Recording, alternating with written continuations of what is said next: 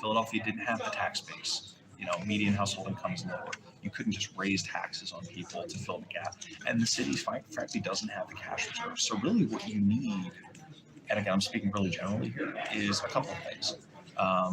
It's not going to be a local thing because the city can't tax their way out of this problem when we talk about investing in, say, security cameras to get back to the initial issue. What you really need is two things. I think one is you need the state to be willing to make the necessary investments with looking at fairer and better funding formulas so cities like Philadelphia get the funding they deserve, because the city puts out way more and creates way more tax revenue than they get back in services. The city gives more to the state than they get back, and that's in the case across the board, not just with education. So a funding formula that gives Philly schools the fair funding that they deserve, number one. And number two, and this is where it's more relevant to my boss, because I'm talking a lot about the state-local issue, making sure that every dollar of federal money that can come through the state and directly to cities like Philadelphia is being spent. And that's always a challenge as well, obviously, because right now we have a Republican majority in the U.S. House, and my boss is, of course, a Democrat, so he's in the minority. But, making those investments as well. So, it's, as I said, it's a hard problem because you have issues at every single level of government. But, when it comes to the biggest kind of mover in terms of the money, it's going to be at the federal level. So I know that's something that my boss is pushing for, looking for ways to get that federal money to go through to the state and directly to the city. But I want to keep pushing the issue to the cameras because I really do think it's important. Like when it comes, like in my son's situation, and I know there's more kids that was in my son's situation where parents ain't really speak up because, see, I kept fighting. I didn't go by what that lawyer said, sign a piece of paper and have your son give up his rights. I wasn't doing that when he was defending himself. And I had proof that he was defending himself. I've reached out to ABC. ABC News told me that they don't deal with the bullying. I don't want y'all to deal with bullying. I wanted to report what was happening in my son's school, so that y'all could see if there's other outlets out there, but it didn't. I got a whole letter from them.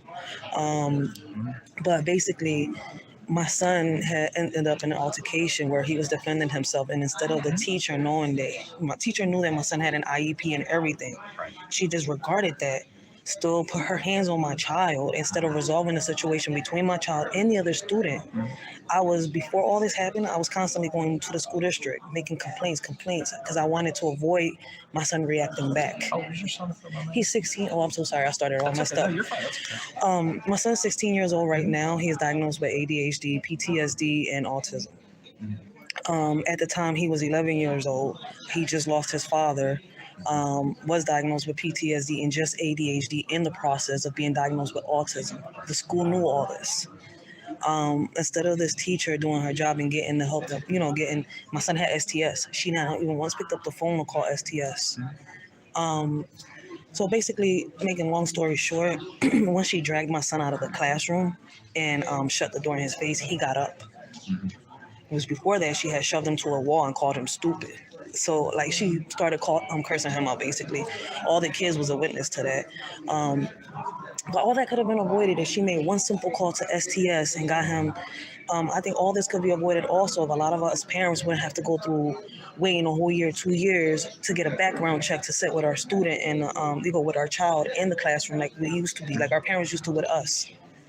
But a lot of them things have changed, and I think a lot of them rules, a lot of them laws should be brought back, because I'm like, these kids that have special needs either need the extra support in school and they're not getting it.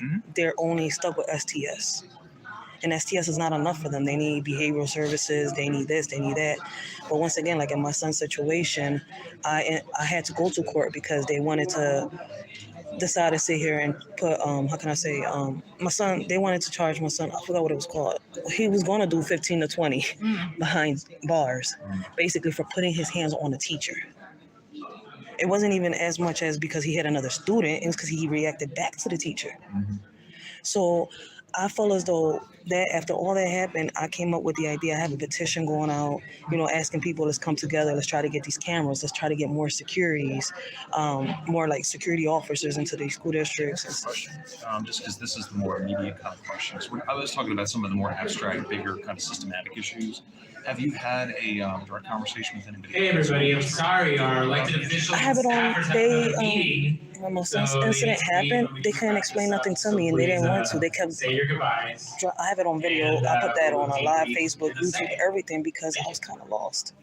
They even force transferred my son into another school without telling me. Mhm. Everything was done behind my back.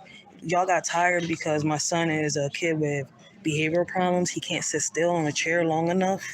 Like, because his problem, he was hyperactive. You can't get him to shut up, or you can't get him to sit down. So I feel as though they got tired of it and they didn't know how to deal with it, and boom, that happened. And to them, it was an easy way. But why do our kids gotta pay for? Yeah, wrapping it up. And this is where investment, by the way. All right, we got More 60 personnel seconds to wrap up. We're going to start Yeah, with so that's why I wanted to teach them. Like, yeah, we went to the school office. district, but they didn't want to do nothing. From Art Haywood's office to come up And we here. got the guy saying it himself. And Like, anybody who participates y'all don't in the know. tiger This is your come job. up. So basically, the cameras to Everybody me else will can be avoid a wrapped lot of this. Like, the child goes to, he's adjudicated right now. My 16-year-old is adjudicated. Any fight, any problem he gets into out here, and he gets arrested, they talking about throwing away the key. So I want to help more kids and trying to figure out how can we do this the same way I help my son. I helped him, but my son is still adjudicated.